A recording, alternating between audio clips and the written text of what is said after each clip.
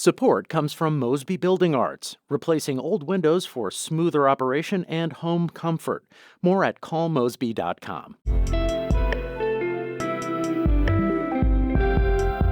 From the St. Louis Public Radio newsroom, this is The Gateway. It's Tuesday, April 22nd. I'm Abby Larico.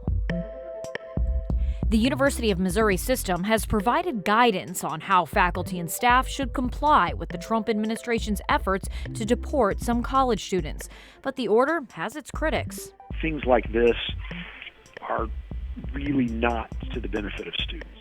A look at how the universities will react to ICE and other government agencies coming up after this news on The Gateway.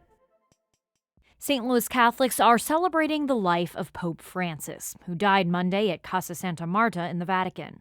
Francis was the first Latin American and Jesuit pope. He succeeded Pope Benedict in 2013 and was known for his charitable works and efforts to reform the Catholic Church. Maureen Wangard is Assistant Director for Graduate Student Initiatives at St. Louis University, and she met Pope Francis in 2022 at the Vatican. She says it was an inspiring experience and that his tenure helped change the tone of the church. I would hope that a future pope would continue that message that we are all called to be children of God, to serve God, to make the world a better place. Cardinals will hold a conclave to select Francis's successor.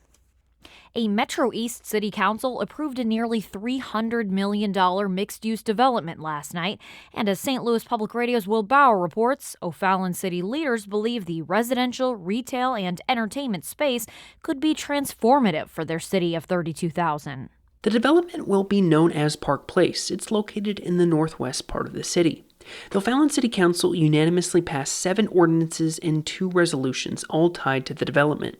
Leaders say it's one of the biggest investments in the city's history. Councilman Roy Carney represents the ward where most of Park Place will be built. He says the housing portion is especially important because O'Fallon doesn't have much opportunity for starter homes. This is going to give them a place to live and stay in O'Fallon. And I think that's definitely a plus, because that's a city that quits growing starts dying. Building construction is expected to start in a year, and it's scheduled to be complete by 2033. In O'Fallon, I'm Will Bauer, St. Louis Public Radio. A charity organization created in part by the Speaker of the Illinois House is collecting donations from lobbyists, businesses, and unions that could benefit from his decision-making in Springfield. That's according to an investigation by the Chicago Sun-Times. The charity is Democratic House Speaker Emanuel Chris Welch's Black Excellence in Blue.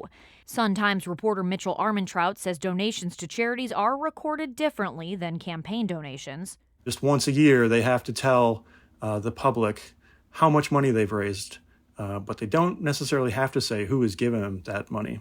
Armentrout says those who have given to the charity stand to benefit from Welch's legislative decision-making. Welch says the charity is, quote, not political in any way. Detainees serving in the Serve Safe program at the St. Louis City Justice Center now have the skills to apply for food industry jobs when released. St. Louis Public Radio's Lucretia Wembley reports. The program was introduced earlier this month, and 7 detainees received certificates Monday afternoon. 62-year-old Marion Keenan became teary-eyed after not only receiving his certificate, but also learning he'll be released soon. He's been in custody at the CJC for nearly a year on trespassing charges. I have 12 days left. I'm going to try for any kitchen that'll take me, and through this program here and through Slate, they're going to try to get me into something, and I don't know exactly where, but they'll help me. The addition of Serve Safe is the latest effort to increase programming at the CJC. Certified participants are now qualified to apply for jobs at restaurants, grocery stores, and other food service companies. I'm Lucretia Wembley, St. Louis Public Radio. New startup companies in the ag tech space are deciding to move to St. Louis and grow here. STLPR's Eric Schmid reports it's part of efforts over the last 2 years by the nonprofit 39 North Ag Tech Innovation District to develop resources targeted for new companies. Those efforts are paying off, with companies locating here in the past year or bubbling up from existing plant science expertise. Martín Salinas is the Chief Technology Officer of Moolec, a company working to create genetically modified plants that produce more and different proteins. He says 39 North was their first point of contact for the region. All of the spaces available in that district were too large for us. But they were the one connecting us with people at Cortex and at the Missouri State agencies to check for opportunities or incentives, so on and so forth. Moolec now has lab space in the Cortex Innovation District, and Salinas says a big reason why they chose St. Louis over Indianapolis or Chicago is the communication with people here. I'm Eric Schmid, St. Louis Public Radio.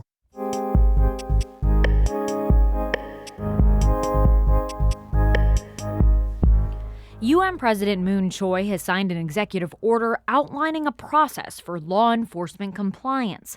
It was passed early last month as Immigration and Customs Enforcement, or ICE, agents are going to campuses around the country to detain those whose speech the Trump administration disagrees with.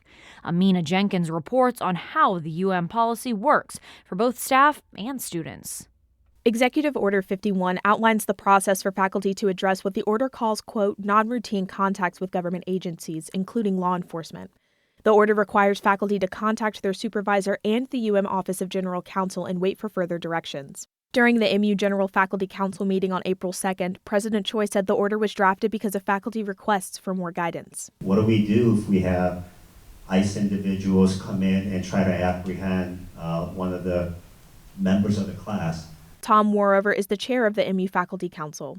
He says the Intercampus Faculty Cabinet received the first draft of the order on February 13th and were asked to collect feedback from their respective councils and senates. I'm frankly grateful that we were given the opportunity to give feedback because there's nothing that says the president has to get feedback. Teresa Torres, the chair of the UMKC Faculty Senate, says their group also asked for clarification on protocol. The situations faculty may encounter also depends on the kind of immigration violation ICE agents allege. Detentions for criminal immigration violations, such as unlawful entry to the U.S., are carried out by judicial warrants signed by a judge. However, detentions for civil immigration violations, such as overstaying a visa after being lawfully admitted, are executed by administrative warrants that are signed by an ICE official. Bill Niffen is an immigration attorney in Kansas City. He says the policy's definition of a, quote, properly executed warrant most closely resembles a judicial warrant, which most ICE agents don't have. Additionally, neither a judicial nor administrative warrant often includes any information about searches and seizures. An administrative warrant almost never has that. It just says, hey, we have authority to arrest John Doe because we think John Doe did an immigration violation. Niffen says that lack of knowledge and policy language about what different warrants mean may leave room for potential points of conflict between faculty members and ICE agents. The order says it, quote, promotes cooperation while also complying with laws protecting student, faculty, and staff records. However, Niffen points out the policy is aimed more at faculty and staff than students. Things like this are really not to the benefit of students. I think that this is designed to give an advantage to ICE, to give an advantage to the government, and it's at the expense of the students. On March 25th, Tufts University student Romeza Ozturk was detained by plainclothes ICE agents outside of her Massachusetts home.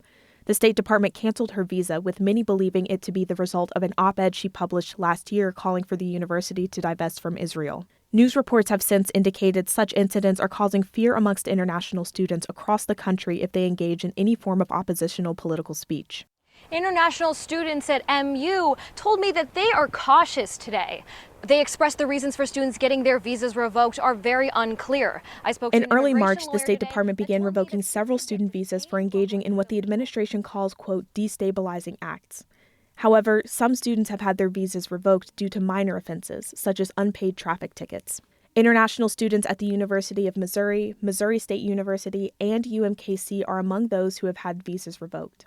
Executive Order 51 does not specify where on campus law enforcement agents may go to detain faculty, staff, or students. The UM Office of General Counsel declined to comment on jurisdiction, saying only that the school will, quote, follow and obey all applicable state and federal laws and regulations. A UM spokesperson declined to comment on which federal and state laws and regulations might apply. I'm Aminah Jenkins. That story comes to us from member station KBIA in Columbia.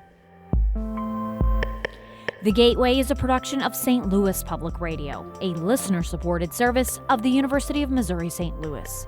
Music by Ryan McNeely of Adult Fur. I'm Abby Larico, and from the St. Louis Public Radio newsroom, this has been The Gateway.